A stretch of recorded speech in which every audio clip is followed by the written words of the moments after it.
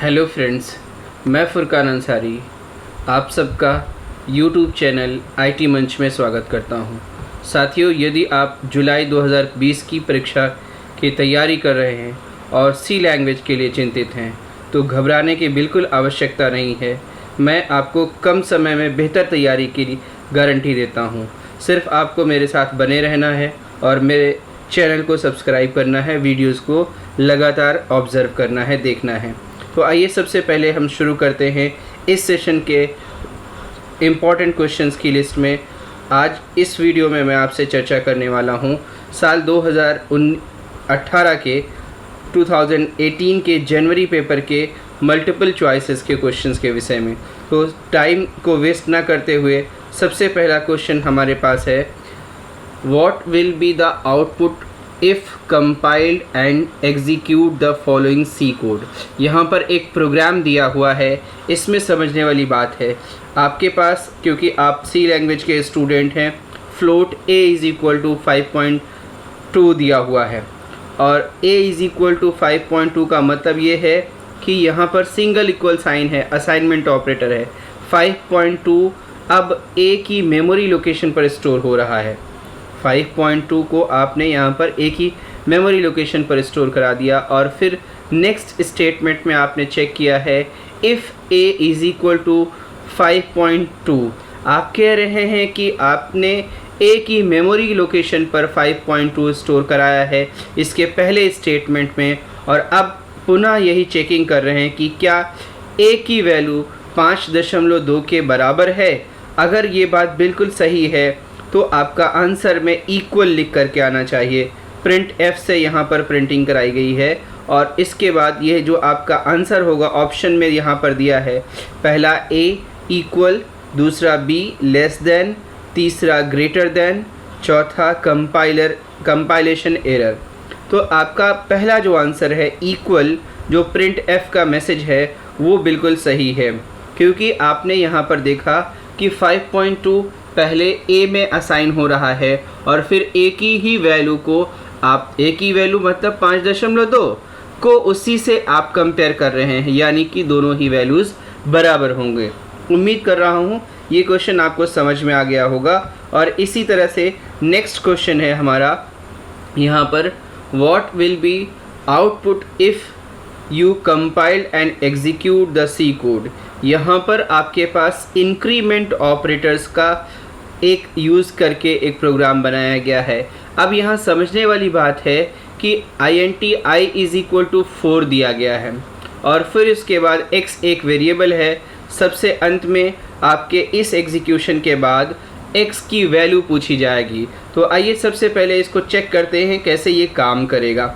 आपने कहा ++i, pre increment है, i की वैल्यू बढ़ जाएगी क्योंकि आपका प्री इंक्रीमेंट ऑपरेटर का प्रेसिडेंस जो होता है, प्रायोरिटी जो होती है वो प्लस साइन से ज़्यादा होती है, इसलिए यहाँ प्लस अभी इग्नोर होगा।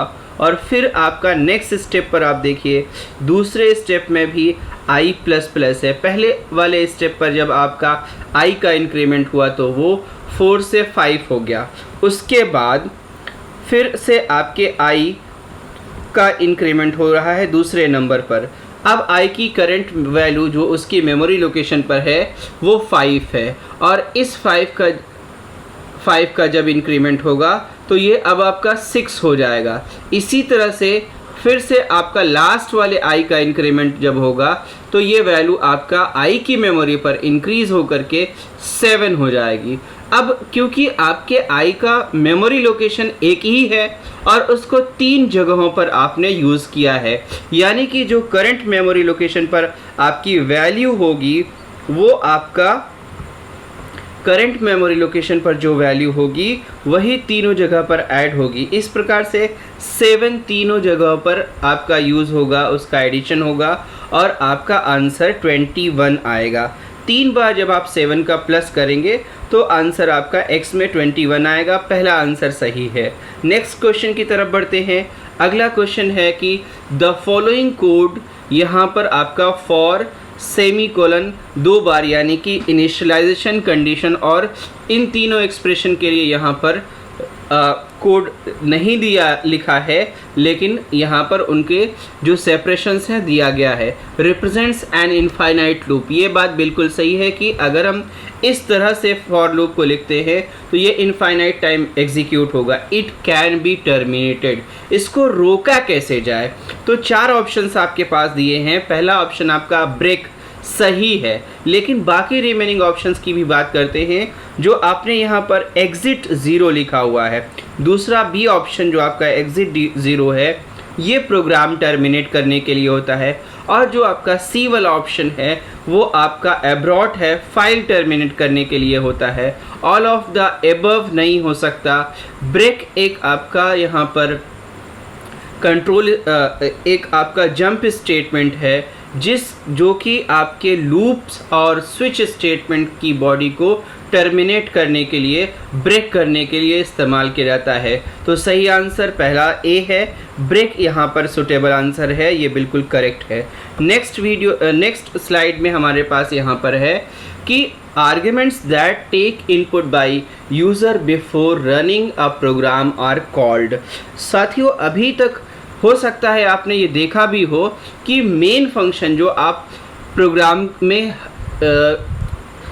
कंपल्सरी लिखते हैं किसी भी सी प्रोग्राम में, यदि आपने मेन प्रोग्राम नहीं लिखा तो वो प्रोग्राम सिर्फ कंपाइल हो सकता है, एग्जीक्यूट नहीं हो सकता। लेकिन ज़्यादातर लोग ये नहीं जानते कि मेन फंक्शन की बॉडी में भी आर्ग्यूमेंट पास किया जा सकता है। यहाँ पर मैंने एग्जाम्पल के माध्यम से दिखाया है, void main int argc char *argv। यहाँ पर आपको समझाने की कोशिश कर रहा हूँ मैं कि मेन फंक्शन जो है वो आपका एक यूज़र डिफाइंड फंक्शन है। अभी आप कहेंगे कि ये तो हमेशा हम लिखते हैं, लेकिन ऐसा नहीं है। मेन फंक्शन का जो नाम है वो यूज़र डिफाइंड है, और जो इसके पैरामीटर्स हैं, जो आर्ग्यूमेंट्स हैं argc और argv, ये प्री डिफाइंड हैं। तो हमेशा आपसे ये पूछा जाता है कि क्या मेन फंक्शन एक प्री डिफाइंड फंक्शन है, तो ये बात बिल्कुल गलत है। मेन फंक्शन एक यूज़र डिफाइंड फंक्शन है और इसका नाम प्री डिफाइंड है, इसका नाम और इसके आर्ग्यूमेंट्स प्री डिफाइंड हैं, लेकिन इसकी बॉडी आप जो है चाहे जैसे जो भी कोड लिखना चाहे लिख सकते हैं। तो मैं आपको यहाँ पर बताना चाहूँगा कि मेन फंक्शन में भी आर्ग्यूमेंट्स पास किए जा सकते हैं। जो आर्ग्यूमेंट्स आपके मेन फंक्शन में पास किए जाते हैं उन्हीं को कमांड लाइन आर्ग्यूमेंट कहते हैं, और ये आपके प्रोग्राम एग्जीक्यूशन से पहले दिए जाते हैं। तो मैं उम्मीद कर रहा हूँ कि ये क्वेश्चन आपको बिल्कुल समझ में आ गया होगा, कंफर्म हो गया होगा कि ऐसे आर्ग्यूमेंट्स जो आपके प्रोग्राम एग्जीक्यूशन से पहले दिए जाते हैं वही आर्ग्यूमेंट्स आपके कमांड लाइन आर्ग्यूमेंट्स कहलाते हैं, और ये आर्ग्यूमेंट्स मेन फंक्शन को दिए जाते हैं और किसी दूसरे फंक्शन को नहीं दिए जा सकते। कमांड लाइन आर्ग्यूमेंट्स किसी दूसरे तरह के फंक्शंस को नहीं दिए जा सकते, सिर्फ और सिर्फ मेन फंक्शन को दिए जाते हैं। उम्मीद कर रहा हूँ ये समझ में आया होगा। नेक्स्ट क्वेश्चन आपका है, automatic variables are allocate memory in. यहाँ पर आपके पास चार ऑप्शंस है, heap, data segment, code segment और स्टैक। जो आपका मेमोरी एलोकेट होता है ऑटोमेटिक वेरिएबल्स का, नॉर्मली जब आप वेरिएबल्स लिखते हैं, डिक्लेयर करते हैं तो int, कैर, फ्लोट, इस तरह से डेटा टाइप का नाम और फिर वेरिएबल का नाम लिख देते हैं। ऐसे वेरिएबल्स का जो मेमोरी एलोकेशन होता है वो स्टैक में होता है, जो आपका करंट स्टैक होता है उसमें होता है, हीप में नहीं होता है, कोड सेगमेंट में नहीं होता है, इस तरह से। तो आपकी जानकारी के लिए मैंने यहाँ पर आपको बताया कि आप गलती से हीप, मेमोरी हीप लिख करके भी कभी कभी आता है, तो आप गलती से ऐसा काम मत करिएगा। स्टैक में आपके ऑटोमेटिक वेरिएबल्स का यहाँ पर एलोकेशन होता है। अब नेक्स्ट आपका क्वेश्चन है इसी सीरीज़ में, end of file is detected by. यहाँ पर बहुत इम्पॉर्टेंट बात है, आपके पास एफ एंड और एफ और एफ एंड, इस तरह से कई सारे ऑप्शंस हैं। आपको कंफ्यूज बिल्कुल नहीं होना है, मैं आपको बता रहा हूँ। EOF का फुल फॉर्म होता है एंड ऑफ फाइल। ये एक आपका कांस्टेंट है, न्यूमेरिक कांस्टेंट है, ये प्री डिफाइंड कांस्टेंट है।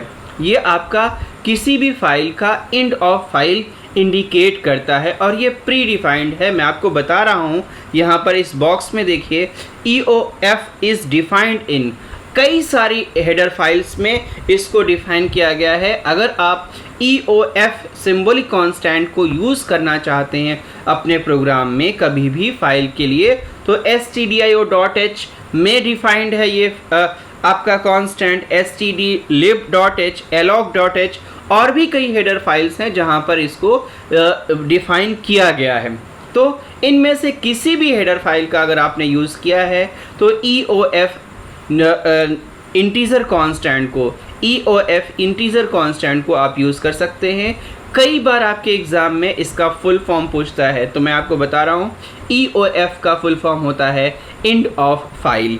तो नेक्स्ट क्वेश्चन के लिए आगे बढ़ रहा हूँ मैं, और उम्मीद कर रहा हूँ कि ये क्वेश्चन आपको बिल्कुल अच्छे से समझ में आ गया होगा। ये आपके एग्ज़ाम में बहुत बार पूछा जा चुका है, हो सकता है इस बार भी पूछा जाए। यहाँ पर आपके पास फिर से अगला क्वेश्चन है 1.7, if the first string and the second string both are identical. इस कथन का मतलब है कि यदि दो स्ट्रिंग्स दिए गए हैं आपको और दोनों ही समान हैं, देन strcmp फंक्शन रिटर्न्स। तो मैं आपको बता दूं कि strcmp फंक्शन आपका string.h हेडर फाइल में डिफाइंड है और strcmp फंक्शन का काम होता है दो स्ट्रिंग्स का कंपेयर करना, उनको चेक करना कि क्या वो आपस में बराबर हैं। अगर दो, तो ये आपके strcmp फंक्शन जब दोनों स्ट्रिंग्स को कंपेयर करता है तो 3 वैल्यूज़ रिटर्न कर सकता है। पहली वैल्यू, अगर कंडीशंस के साथ मैं बता रहा हूँ, अगर पहले स्ट्रिंग दूसरी स्ट्रिंग से बड़ी है तो फिर आपका ये पॉजिटिव वैल्यू रिटर्न करेगा, कुछ भी पॉजिटिव वैल्यू रिटर्न कर सकता है, उनका ASCII कोड का डिफरेंस पॉजिटिवली रिटर्न करेगा। दूसरी कंडीशन ये है कि यदि आपका पहली स्ट्रिंग दूसरी स्ट्रिंग से छोटी हो जाए तो ये नेगेटिव इंटीजर रिटर्न करेगा, जो कि दोनों ही स्ट्रिंग्स का डिफरेंस होगा, उनके ASCII कोड का डिफरेंस होगा। और यदि दोनों ही, अंतिम कंडीशन मैं आपको बता रहा हूँ, यदि दोनों ही स्ट्रिंग्स समान होंगी, उनके सब कैरेक्टर्स आपस में बिल्कुल एज इट इज़ मैच कर रहे होंगे, कैपिटल और स्मॉल का डिफरेंस नहीं होगा, आइडेंटिकल होंगी दोनों स्ट्रिंग्स, तो ये आपका strcmp फंक्शन 0 रिटर्न करता है कि यहाँ पर कोई भी बदलाव नहीं है, कोई भी डिफरेंस नहीं है दोनों ही स्ट्रिंग्स के बीच में। इस तरह से इस क्वेश्चन में पहला वाला आंसर आपका बिल्कुल करेक्ट है और उम्मीद कर रहा हूँ कि ये आपको समझ में आया होगा। एक बार मैं फिर से बता दूँ, strcmp string.h हेडर फाइल में डिफाइंड है, ये दो स्ट्रिंग्स को कंपेयर करता है और पॉजिटिव, नेगेटिव और 0 में से कोई एक वैल्यू रिटर्न करता है इसकी कंडीशंस के आधार पर। अगला क्वेश्चन आपको मैं बताने जा रहा हूँ जो है रजिस्टर्स वेरिएबल्स आर एक्टिव। यहाँ पर मैं आपको बताना चाहूँगा कि 4 प्रकार की स्टोरेज क्लासेस होती हैं। पहला ऑटोमेटिक जिसको आप कहते हैं, दूसरा एक्सटर्न कीवर्ड से डिफाइन किया जाता है, तीसरा आपका स्टैटिक वेरिएबल्स होते हैं और चौथा आपका रजिस्टर वेरिएबल होता है। अब मैं इस रजिस्टर वेरिएबल की खास बात बता दूं, ये और ऑटोमेटिक वेरिएबल एक ही जैसे काम करते हैं, लेकिन इनका जो एलोकेशन होता है, मेमोरी एलोकेशन होता है, वो अलग अलग होता है। मैंने पिछले क्वेश्चंस में बताया कि ऑटोमेटिक वेरिएबल स्टैक में स्टोर होते हैं, रजिस्टर वेरिएबल आपका CPU रजिस्टर में स्टोर होता है। क्यों ऐसा होता है? क्योंकि फ्रीक्वेंटली ये आपका एक्सेस किया जा सके। लेकिन अगर हम स्कोप की बात करें, जो इनकी लाइफ साइकिल की बात करें, तो ये ऑटोमेटिक वेरिएबल की ही तरह होते हैं, only in the function where it is defined. इसका मतलब ये है कि जहाँ पर जिस बॉडी में, जिस फंक्शन के अंदर इनको डिफाइन किया गया है, डिक्लेयर किया गया है, उसी तक ये इनकी लाइफ होती है, अलाइव रहते हैं। और जैसे ही कंट्रोल उस बॉडी के बाहर जाता है, तो ये इनके लिए जो ऑक्युपाइड मेमोरी होती है रजिस्टर की वो रिलीज़ करा ली जाती है और ये डिस्ट्रॉय कर दिया जाते हैं। एक बार मैं फिर आपको बता रहा हूँ कि जैसे ही कंट्रोल फंक्शन बॉडी में पहुँचता है तभी इनके लिए मेमोरी ऑक्युपाई की जाती है रजिस्टर में और ये एक लाइव होते हैं, और जैसे ही कंट्रोल फंक्शन की बॉडी से बाहर जाता है तो वो आपका जो मेमोरी ऑक्युपाई कराया गया होता है इनसे ले लिया जाता है, रिलीज़ करा लिया जाता है और वेरिएबल डिस्ट्रॉय कर दिया जाता है। इसलिए ये तीसरा आंसर बिल्कुल करेक्ट है, only in the function where it is defined. Next question 1.9 है, what will be the output of the following program. हमें देखना है यहाँ पर एक बहुत कॉम्प्लेक्स कैलकुलेशन दिया हुआ है, x, y is equal to 10, फिर आपने कहा x is equal to y multiply null. अब यहाँ समझने वाली बात है कि क्या इस तरह का कोई मल्टीप्लिकेशन हो सकता है? हाँ, बिल्कुल हो सकता है। नल यहाँ पर आपका एक कांस्टेंट है, यहाँ पर एक कांस्टेंट है जिसका आस्काई कोड 0 होता है। अब और मैंने आपको प्रीवियस वीडियोस में या लेक्चर्स में बताया है कि यदि आपका कोई भी कैलकुलेशन हो रहा है जहाँ पर कांस्टेंट इंटरनली वो इंटीजर कांस्टेंट में पहले कन्वर्ट होगा तब जाकर के कैलकुलेशन होगा। यहाँ पर y में जो वैल्यू है उसको आप मल्टीप्लाई कर रहे हैं नल से, तो इसका मतलब ये हुआ कि इंटरनली नल की जगह 0 जा रहा है। तो यहाँ पर y मल्टीप्लाई नल आपने जब किया तो ये y मल्टीप्लाई 0 हो गया। इस प्रकार से इस स्टेटमेंट का जो रिज़ल्ट होगा y मल्टीप्लाई नल का जो रिज़ल्ट होगा x में वो 0 होकर के स्टोर होगा, और फिर आपने जब प्रिंटिंग कराया तो यहाँ पर 0 आंसर मिलेगा। मैं उम्मीद कर रहा हूँ ये कैलकुलेशन भी आपको समझ में आया होगा। मैंने आपको बताया कि नल का आस्काई कोड 0 होता है और इंटरनली जो आपका कैलकुलेशन होता है वो पहले इंटीजर्स और कैरेक्टर वेरिएबल्स का पहले इंटीजर में कन्वर्जन होता है, देन कैलकुलेशन होता है। तो इस प्रकार से y यानी कि 10 मल्टीप्लाई 0 करने पर आंसर 0 आएगा, और इस क्वेश्चन में जो b वाला रिजल्ट है वो बिल्कुल करेक्ट है। अब मैं आपको लास्ट क्वेश्चन की तरफ, इस वीडियो के लास्ट क्वेश्चन की तरफ ले चल रहा हूँ, जो कि है आपका यहाँ पर What will be the output of this C code। बहुत कॉम्प्लेक्स है, ऐसा बिल्कुल आप नहीं देखते हैं, प्रैक्टिकली आपको क्लास में भी नहीं बताया जाता है। यहाँ पर आपको बताया गया void main, स्टैटिक टाइप का एक वेरिएबल बनाया गया और यहाँ पर उसको चेक कर रहे हैं। स्टैटिक वेरिएबल्स की खास बात मैं आपको बता दूँ कि यहाँ पर अगर कोई वैल्यू नहीं दिया आपने स्टैटिक वेरिएबल में, आपसे एग्जाम में ये क्वेश्चन पूछा जाता है, आप इसको भी ध्यान से सुनिए। स्टैटिक वेरिएबल्स को अगर इनिशियलाइज नहीं किया गया तो ये ऑटोमेटिकली 0 से इनिशियलाइज हो जाते हैं कंपाइलर के द्वारा, इनकी इनिशियल वैल्यू 0 हो जाती है। तो इस प्रकार से यहाँ पर आपने लिखा है इफ़ x++ यानी कि 0, अभी क्योंकि x आपका 0 है और उसको प्लस प्लस कर रहे हैं, पोस्ट इंक्रीमेंट है, इसलिए पहले आपका कंपैरिजन हो जाएगा 0 इज़ लेस देन 2। फिर आपने कहा ये कंडीशन ट्रू है, मेन को आपने कॉल किया, मेन की बॉडी में मेन को ही कॉल कर रहे हैं। ये आपने रेयरली देखा होगा या नहीं भी देखा होगा। क्या ऐसा संभव है? हाँ, बिल्कुल संभव है। अब यहाँ पर आपने पहली बार जब कॉल किया तो मेन आपका एक बार फिर से यहाँ से कंट्रोल एग्जीक्यूट कराएगा। उसके बाद फिर आपने कहा कि x++ की वैल्यू अभी 0 थी, अब बढ़ कर के 1 हो गई है। आपने कहा 1 इज़ लेस देन 2, तो वो आपका यहाँ पर फिर से आपकी कंडीशन ट्रू हो रही है। 2 बार मेन आपका एग्जीक्यूट होगा और फिर उसके बाद यहाँ पर आपका x++ करेंगे तीसरी बार, तो ये आपका 3 हो जाएगा, कंडीशन फॉल्स हो जाएगी। अब ज़रा यहाँ पर अगर आप इस प्रोग्राम को अपने टर्बो C++ पर चेक करेंगे तो कुछ भी आंसर आपको नहीं दिखेगा, ब्लैक विंडो दिखेगी। इसी कोड में मैंने थोड़ा सा मॉडिफिकेशन किया है।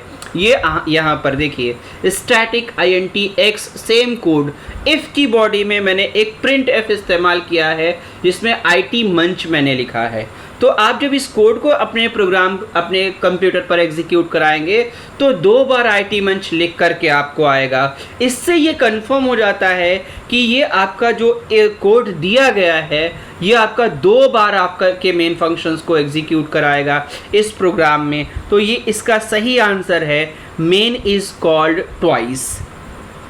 मेन इज़ कॉल्ड ट्वाइस ये आपका सही आंसर होगा। उम्मीद कर रहा हूँ ये क्वेश्चन भी समझ आया होगा। साथियों, इस तरह से मैंने आपको कुछ क्वेश्चंस जो बहुत ही इंपॉर्टेंट क्वेश्चंस हैं उनके बारे में आपको इस वीडियो में बताया। अगर आपको अच्छा लगा हो तो मेरे चैनल को सब्सक्राइब ज़रूर करें ताकि अगले वीडियोस की नोटिफिकेशंस आपको पहुंच जाए। और अगर आपके और भी फ्रेंड्स हैं तो इस वीडियो को ज़रूर से शेयर करें। मैं अगले वीडियो में कुछ और इम्पॉर्टेंट क्वेश्चंस के साथ आपसे विज़िट करूंगा, आपसे मिलूंगा। तब तक आप सेफ रहिए, बने रहिए मेरे साथ। Thank you.